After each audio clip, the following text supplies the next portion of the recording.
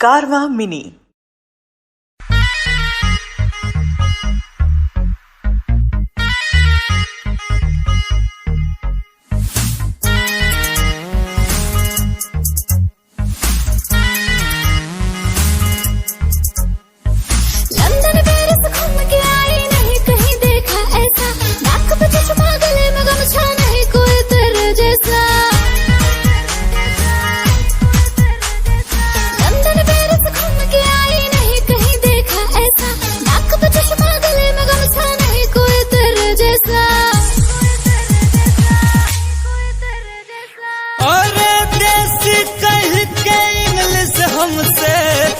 ना बतियावा गोरी हो, अरे तनी गमछा निकाला भाई। एक बार जो गमछा झाड़ दिए पटने में मार करा देंगे ठुमका जो